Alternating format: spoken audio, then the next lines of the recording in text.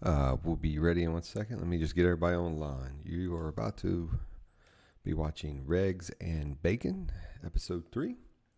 We're going to talk about Biden killed the oil industry. Make sure all our friends around the world are with us and they can hear me and they can see me and all that good stuff. And that I'm not screaming at them because it is February 10th at 5:30 in the morning, 61 degrees outside, quite humid. And I want to make sure that I am not blasting you at 5:30 in the morning. So I think we're good. Good morning. How are y'all doing today? So if you were with us for the first episode, aka the train wreck, and you managed to come to a second episode, congratulations.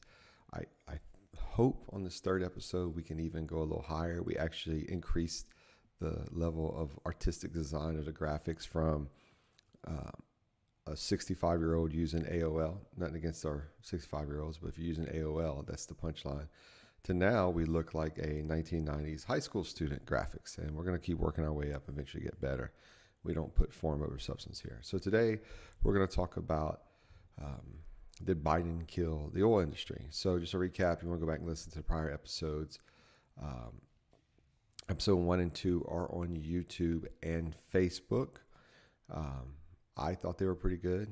Episode 2 was about racial disparities in pollution. You know, the term cancer alley, which we know Bill Cassidy does not want us to say, but it's referred to as that. And then the first episode, of course, about the Keystone Pipeline. So go listen to those. Take a quick second. I want to challenge anybody out there. I will debate anyone, anytime, anywhere about any subject. If you pick that birds can fly, I will pick that birds do not, and we will have fun about it. I prefer to do it in the morning because we are Regs and Bacon. However, if we can work out a mutually agreeable time, because as you know, morning happens 24 different hours of the day, depending on where you're at in the world. So if you're in the middle of the Pacific and you want to do it at an odd hour, I will accommodate you as long as you can see today. Backwards. I'm actually wearing my FRs because I'm going out in the field today. Yes, engineers do work. Well, not really. But we do go out in the field, so that's kind of like close to work. Somebody asked me the other day. They said, "You call it Regs and Bacon, and all you do is talk about Regs. Where's the bacon?" Ironically, I do keep bacon right here by me, and I eat it. I just never show it on TV. So yeah, I am eating on bacon. I encourage you to do the same. So today we got a lot of cool stuff we're talking about. Oh, look at that. Nice graphics, a lot better. Did Biden kill oil? And so what we're going to talk about is that they had a press release with I don't know if it's the same or not, but the White House basically signed an executive order stopping all drilling on federal, or permits for drilling on all federal land. They shut down all oil on federal land. And I really wasn't going to do much about it because we don't really do much oil stuff these days. Well, not as much as we used to. But Harry kept asking me, he said, "Man, when are you going to talk about it? When are you going to talk about it?" And I'm going to take a bite of bacon. I said, well, eventually. Well, I finally got tired of answering the question, so here we go. If you notice, wrong finger. If you notice, my email address is there. Feel free to email me questions, comments, concerns. If you hate the show, tell me. If you like the show, tell me. If you wish I'd stop doing the show, tell me. If the show saved your marriage or broke up your marriage, please tell me. I want to know. Sorry, I'm going to move this camera a little bit better for you. Okay, so let's get into it. Talk is cheap. So let's see if this is going to work. It does. Cool. Ready? This is for those who watched the first 2 train wrecks. This is something I kept trying to do online. I could not do. Ladies and gentlemen, I give you screen in screen, picture in picture. So I was playing around like I always do. You know me. I like to go perusing. Went to the EPA's newsroom. Let's see. What did the EPA's newsroom have for us? Let's see all the news stuff they talked about. I don't hide where I get this from. It's no secret. I don't have a special sauce or a hidden gem somewhere I get it. So let's see. The EPA orders Amazon to halt illegal pesticide sales. That's a good thing. I guess we shouldn't be selling illegal pesticides I guess if you have illegal pesticide stocks, it'd be a good time to sell those. And I think that's what it's referring to is in some countries, pesticides are legal that aren't legal here. So anyway, blah, blah. Super fun. Waste, storage violations. Nothing really here catching my eye. So we move on down the line. Where's the next place I like to go to? Again, this is no secret. Let's go see what old Joe and the boys are up to again. Presidential actions. Well, okay. Advancing human rights of lesbians and persons around the world. I guess that's pretty important. There are some places where they discriminate, and there's some places where they eliminate, and it's probably a good thing to stop that. Partnership, executive order. So it looks like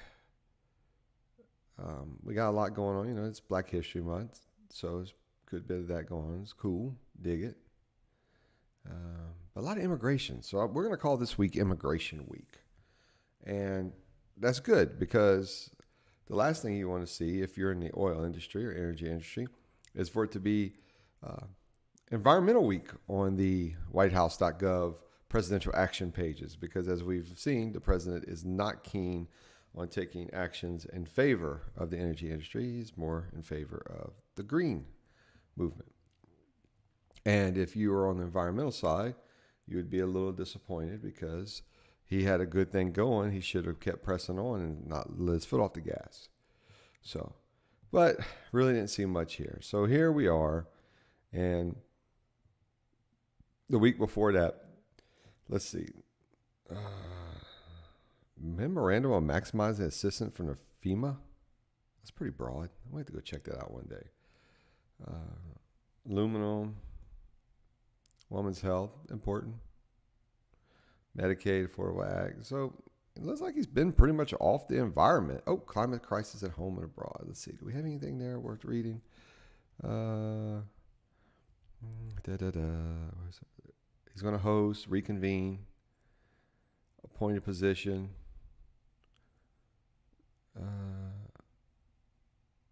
Paris Agreement. Okay, so this is the one about going back into the Paris Agreement.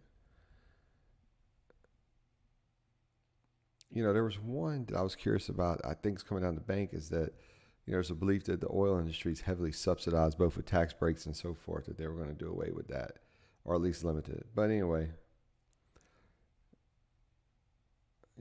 so anyway. Oh, we're going to make our military green. Cool. That's pretty cool.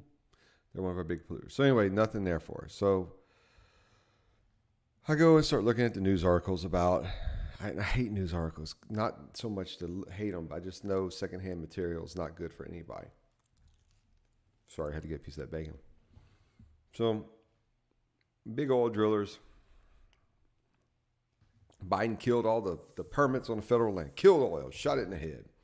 Well, the big ones say, nice try, but we got enough permits and work to keep us busy for a long time that what you've done is basically a dog and pony show.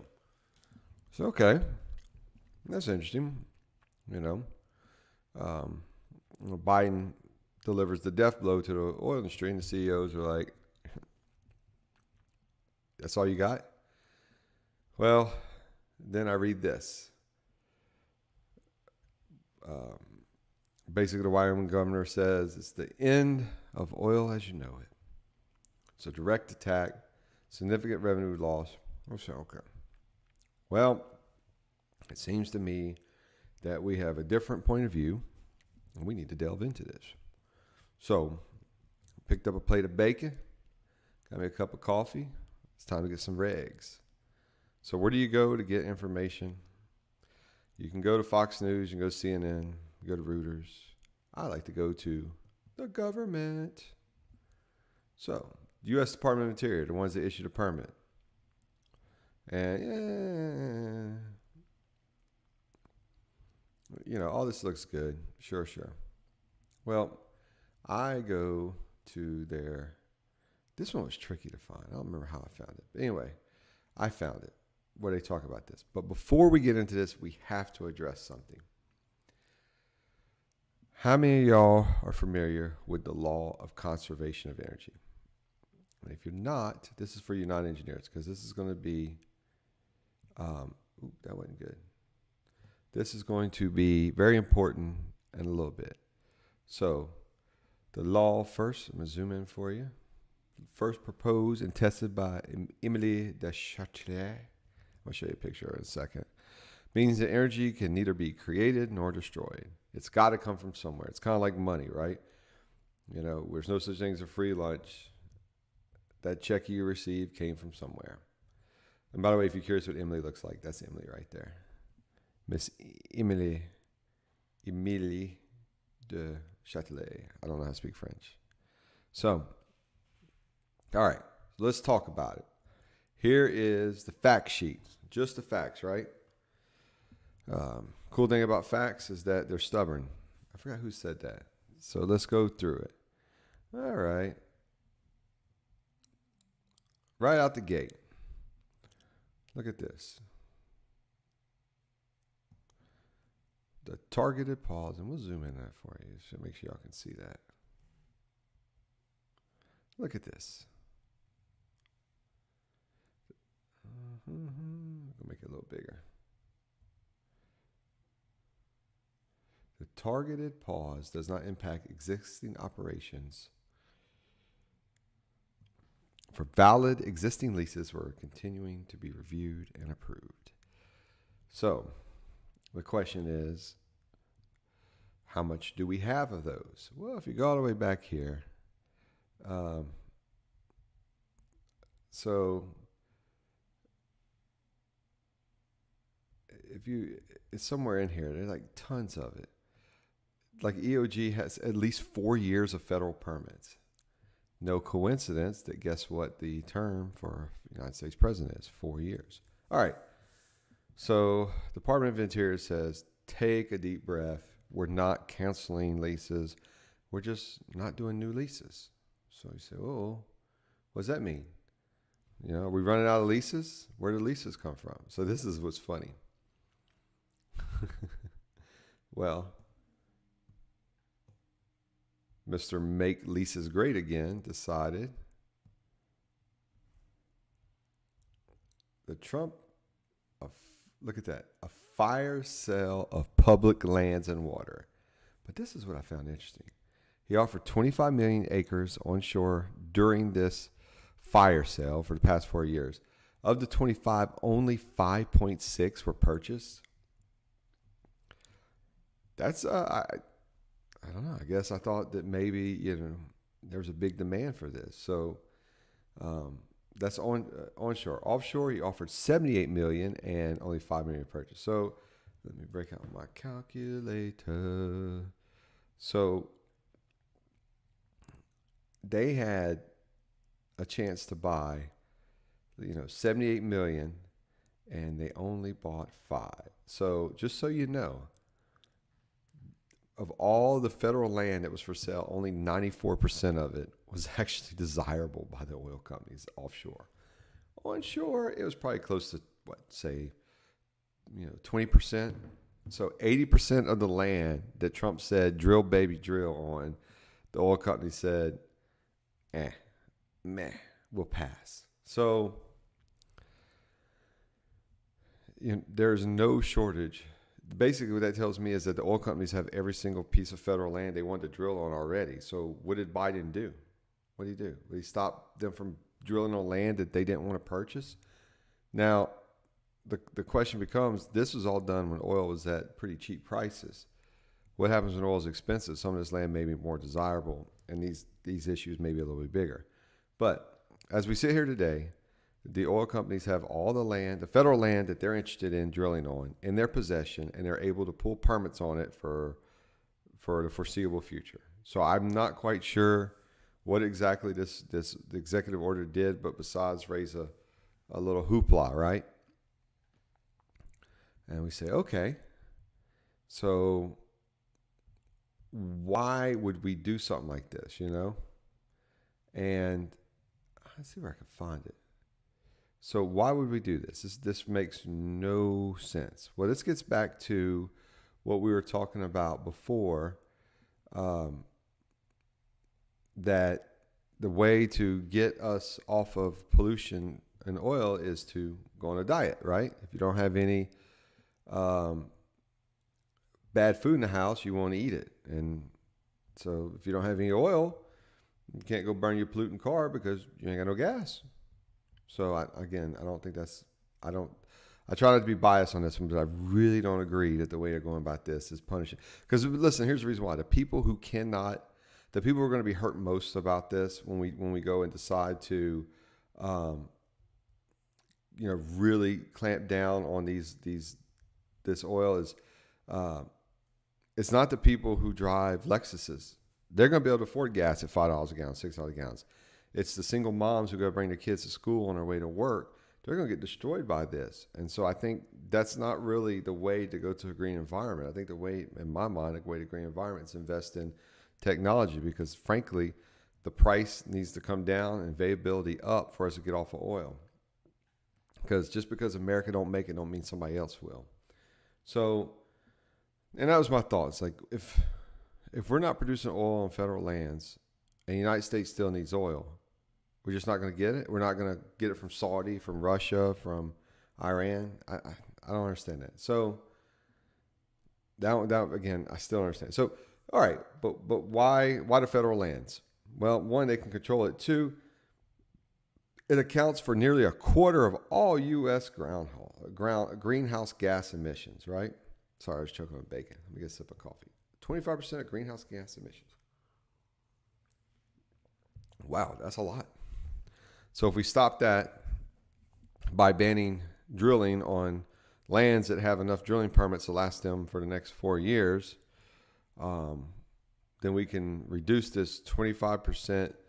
We cannot. But what is this 25%? So I went to, as you can see, they have this beautiful little link here to their beautiful little, let's see if I can zoom in. And let me get rid of this. Delete file. So this right here is, it shows the little link, but it's not showing up on your page. Anyway, it's pubs.usgs.gov. So anyway, we go to it. We go to this report. Here is how the government CO2 emissions from public lands are being spit out. Well, if you look at the oil, it accounts for, what is this? MMTs. So that is metric tons of carbon dioxide equivalent. All right. So oil in its all its form, 200 metric tons, right? Well, let's put it in perspective. This, by the way, this is cars, this is stationary. Take this out of it. That's about what, 62 oil for cars and stuff, 200 metric tons. 62, 930 metric tons for coal. Like most of the pollution, this 25% of fossil fuel has nothing even to do with oil. I mean, let's be honest. Oil accounts, let me get my handy dandy calculator out. And I can tell you right now, this is not good, guys. This is not good.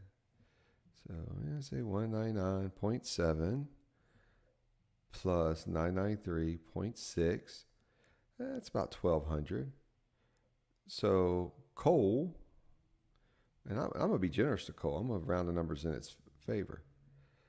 Coal producing electricity accounts for 60% of the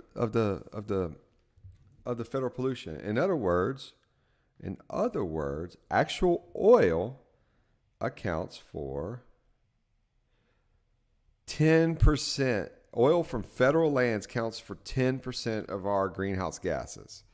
So all this hoopla about banning a fossil fuel that, we banning all drilling and permits on federal lands, one, isn't true because they have enough permits for 4 years. So all you did was really just slow it down, maybe. I don't know. And two, all you did was reduce 10% of the carbon dioxide of the United States. You say, well, 10% is a lot. But here's the issue. Let's get back to what we were talking about, conservation of energy, right? Where's my girl at? Where's Emily? I lost her. There she is. Said energy can't be created or destroyed. Remember, it looks a little bit like Einstein's formula right there. So let's go back to here and talk about this. Cars are not going away. Jets. Let's look at all this stuff. So, cars, nope, not going away. Jets, not going. Well, that's airplanes, not going away. Jets, not going away. Diesel, that's how you get all your stuff to Amazon and Walmart. You're not doing it without that. So, none of your Amazon transportation, your jets, your planes, or your cars, and LPG, I guess, is for barbecue pits. We still got barbecue also. Or maybe it's for, I don't know what the hell runs off LPG. But either way, none of these devices are going away. They're only going to be converted to electricity at best, right? Well, look where the electricity is coming from. Coal. And look how much coal is producing in our CO. So where's the electricity coming from? If everything's converting electricity, where's it coming from? Is it coming from natural gas? Is it coming from I was just about to say cooking oil? Where is it coming from? It's coming from coal right now. So again, are you killing oil to replace it with coal? And if so, is that reducing your carbon footprint? I don't think so. I think coal is the worst. Well, we have some answers about that. But since it is ridiculously early in the morning, I think by my look at the clock, it's like 5:50ish. We cannot do this all morning. We need a break. So let's take our Eli Musk moment of zen before we delve into this next thing. Have you seen the freaking Tesla truck? It's called the Cybertruck. I love it. It is so cool. At first I showed my kids. They said, "That's the ugliest truck I've ever seen." Not for me. I think it's cool. Fits 6 people. Has a 6-foot bed in it. 500-mile range. Wicked. Can pull 12,000 pounds. This is so wicked. You can stand. There's a video with Jay Leno where Eli's standing on that cover. Look at that. Ain't that the motorhome of the future? Got armored glass. But look at that. Even got a Tesla 4-wheeler in there. Look at the 6 people, man. I want one. That's Tesla camping. So here's the problem, though. I told my family, I said, I get one of these and I'll take you on vacation. The problem is I can't bring it back. I think it has like a 220 kilowatt battery. So if I plugged it into an outlet, we would be back in a week, charge a week or so. It's insane how much electricity it takes to charge this thing. But nonetheless, it is that cool. So you can order one now. If you want to get Brad something to keep the show going, feel free to go ahead and order me a Tesla Cybertruck. That will ensure that this show will go on for many years. I don't know how, but I just want one. So, all right.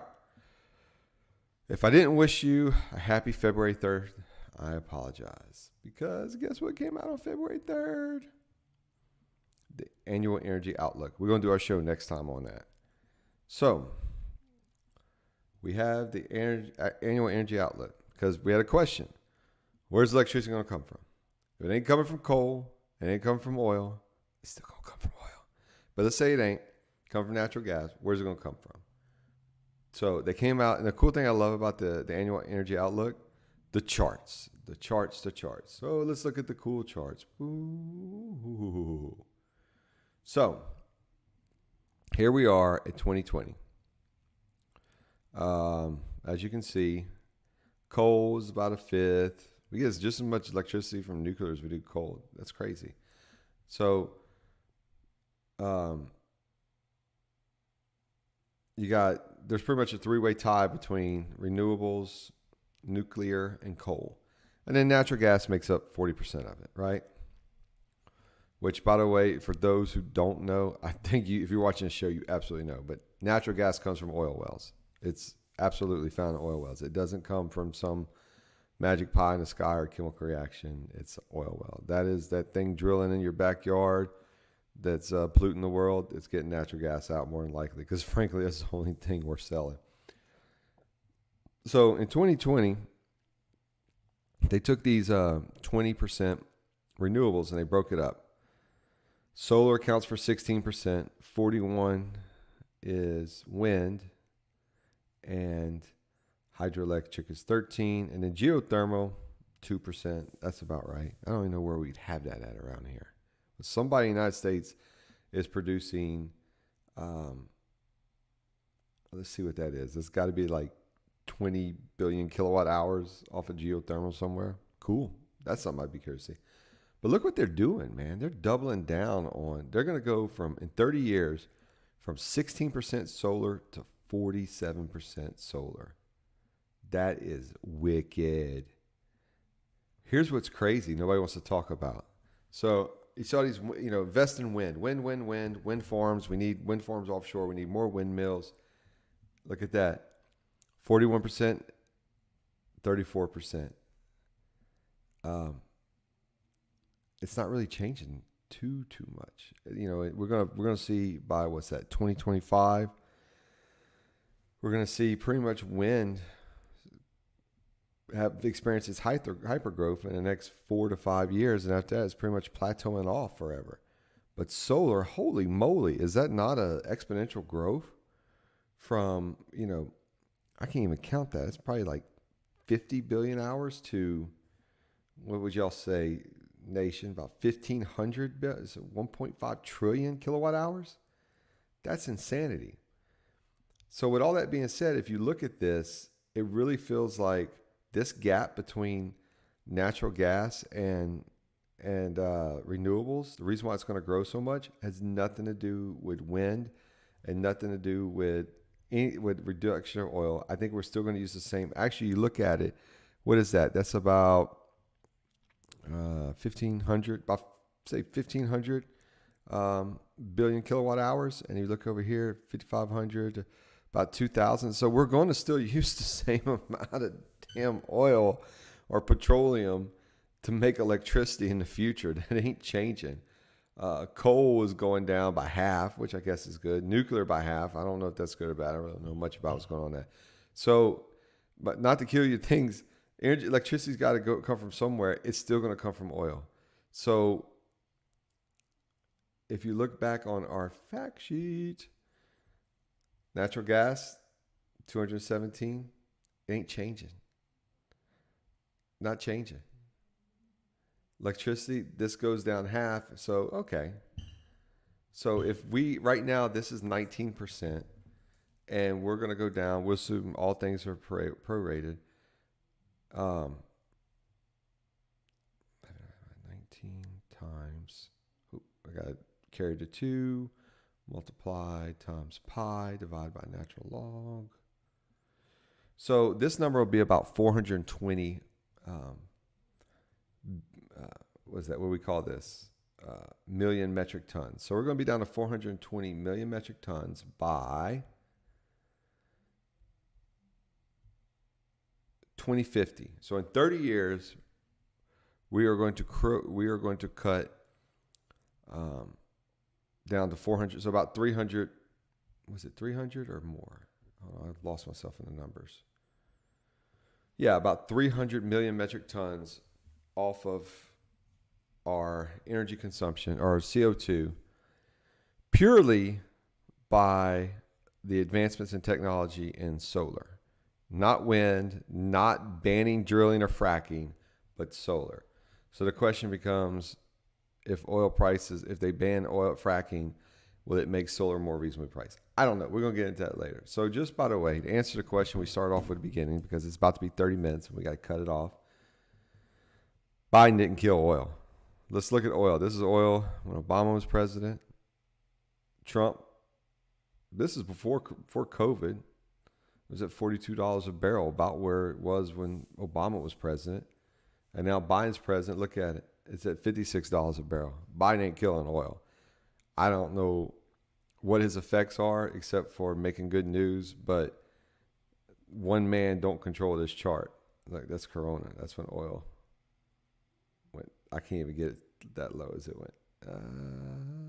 Oh, 11's the lowest I can go. So did Biden kill oil? No, he did not. Um, so anyway, it's been about 30 minutes, and it is time to wrap us up. So what's next for us? You know what's next. It is that time of year. My favorite time of year. It is time for the annual Energy Outlook 2021. That's what we're going to work on next week. Barring something really cool don't come up in the news. If something really, really cool comes up in the news, we'll go ahead and do it. But without it, there's always so much good stuff in the annual Energy Outlook. And the charts are so much fun. You don't have to sit there and look at me watching websites and so forth. You can actually go into the charts and we'll see some really cool things and so forth. So my email address is right here. Email me for all means. The Adley website, I keep it right here. It's really cool. It has a lot of cool stuff on it. AdleyServices.com. Feel free to go check it out. I like it.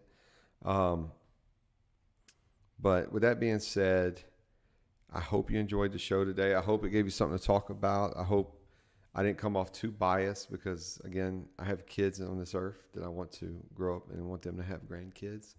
On the other hand, I don't always think that the ends justify the means. So, if I said something that you feel was incorrect or leaned to one, call me out on it. You send me an email. I will read it online and to the world. It's no big deal for me. I'm human. So with that being said, if you have any facility engineering needs or PHA needs or professional staffing, I challenge you to experience the Adley difference. Call Adley today. Visit their website, adleyservices.com, or hey, just email me and tell me what you need, and I'll put you in touch with the right people. They're a fine bunch of folks. They've been around for a while, probably well over 100 years experience in engineering in that office, if I had to guess. And offices in Houston, Texas, and Lafayette, Louisiana. So, again, if you have those needs, please call Adley. They will be more than happy to help you. And if you have questions or comments or just want to send me some hate mail, I'm a big boy. I can take it. Send it to right here. So with that being said, thank you for joining us today, and I hope you have a great day.